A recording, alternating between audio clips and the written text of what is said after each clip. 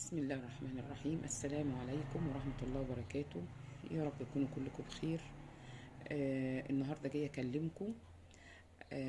قلت يعني كده كل كام يوم نقعد كده نتكلم سوا على حوالينا، يعني على قصص اللي حوالينا، على حد قابل مشكلة معاه نحلها سوا، على اللي احنا فيه عيشتنا. يعني انا هحاول كده ان انا اجيب لكم مثلا كل مدة كده قصة. النهاردة عشان ما اطولش عليكم، شاب قابلتني صغيرة، فبتقعد تحكي معايا شوية، فبقول لها مالك يعني في ايه؟ قالت لي ابدا يا نانا، ده جوزي، انا معايا ولد وبنت، وجوزي شغال على العربية اللي هي اوبر وحاجات اللي هي العربيات اللي هي الخاصة، بيدفع قسط العربية فبيشتغل كل يوم عليها.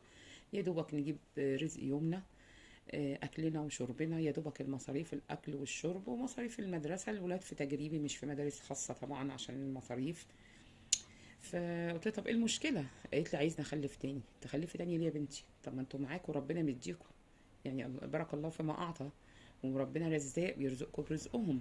ايه لازمته ان احنا يعني عايز تاني ولاد ليه؟ يقول لك لا اصل هو عايز يخلف، ده هو عايز يخلف تاني وخلاص، هو خلفه وخلاص، هو كتر عيال وخلاص. طب ما انت شوف الدنيا عامله ازاي زمان، ايام بقى جدي وجدتي، وايام ابهاتنا وامهاتنا الله يرحمهم جميعا. كانوا بيعملوا ايه بقى؟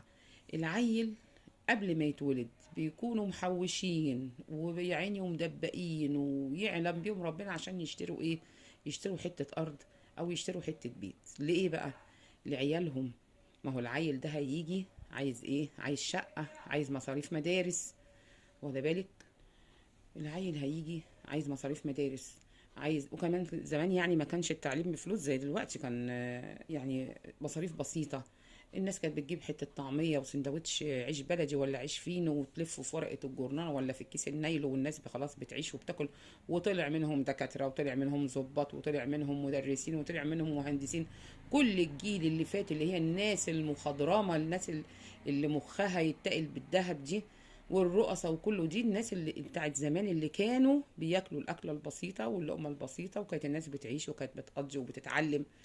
لكن دلوقتي الحاجه غاليه يا جماعه، فنمشي على قدنا، مش كتر عيال. لا احنا نمشي على قدنا. زمان كانوا بيعملوا لهم بيوت وبيعملوا لهم شقق، ولازم كل واحد خلف ولد لازم يبقى عامل حسابه ان ابني ليه شقه، اني لازم احوش واعمل لابني ايه؟ ابني له شقه، لازم يبقى عندنا بيت عيله.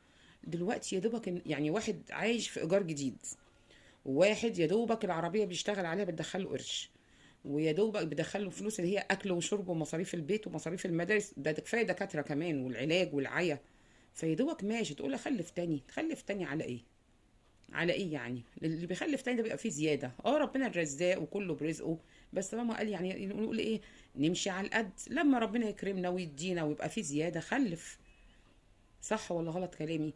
يعني انا ايه قلت برضو نقعد مع بعض شويه، ولا التاني واحد تاني يقول لك ايه؟ يا دوبك شغال في محل ابوه، قاعد بيشتغل في محل ابوه، ويا دوبك مصاريف البيت على القد، ويا دوبك القرش اللي جاي على قد اللي رايح.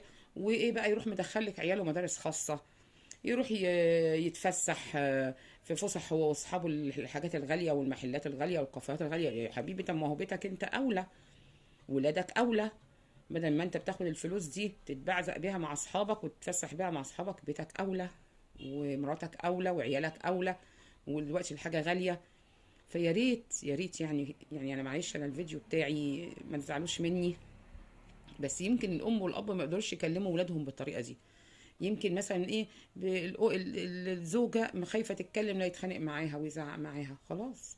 فنحاول ان احنا نفهمهم. زمان كانوا بيعملوا لاولادهم، مش حكايه خلفه وخلاص. الناس بتخلف كتير بس كانت الحاجه رخيصه يا جماعه، كان العدد بتاع البلد قليل، كان الحاجه كتير وكان الاراضي كتير. دلوقتي يا دوبك الناس عايشه على قد يومها، والله ما بقاش حتى في خزين. كان زمان بنخزن الحاجه وبنشيله. والسمنه البلدي لازم كل سنه تحط في البطرمانات في التلاجة في المطبخ. والرز شوال الرز كان 100 كيلو، والناس بتجيب ال 100 كيلو رز. والمكرونه كانت الناس دي، المكرونه دي كان، والزيت ده كان ملهمش اهميه عند الناس، كانوا حاجه كده ما لهاش اهميه عند الناس زمان. عندنا كان المهم والبط والوز والحاجات دي كنا بنربي فوق السطوح، والفراخ بنربي، والبيض بيجي لنا واحنا بالحاجه اللي احنا مربيها. دلوقتي يا دوبك الناس ماشيه، مش بكتر العيال، بتربيه العيال. بتربيه الاطفال، مش بكتر الاطفال وبكتر العيال ان انا اخلف وخلاص واخلف وارمي. لا، جيب اتنين علمهم وربيهم واكلهم لقمه حلوه وعيشهم عيشه حلوه وفسحهم وخرجهم. وبعد كده لما تبقى تلاقي في زياده نبقى نخلف، نبقى نزود. يا رب يكون الفيديو بتاعي عجبكم. معلش انا عارفه ان هيزعل الناس، بس معلش لازم نحاول احنا يعني نفوق الناس شويه، ونفوق الشباب شويه والبنات شويه. في ستات خلي بالك برضه، زي ما في رجاله بتحب تخلف كتير، في ستات بتحب تخلف كتير. برضه بكلمها وبقول لها لما ربنا يديكوا ويوسع عليكوا ويبقى في زياده، ربنا يديكوا بزياده برضه وتخلفوا زياده. ويا رب يكون الفيديو عجبكم. وكل كام يوم كده هنجيب قصة، نجيب حاجة ونقعد مع بعض ونتكلم مع بعض. ويا رب اللي سمع الفيديو يرد عليا ويقول لي رأيه فيه ايه، واللي ما دخلش يشترك ونفعل زر القناة. كان معاكم مطبخ ماما نانا، مع السلامة.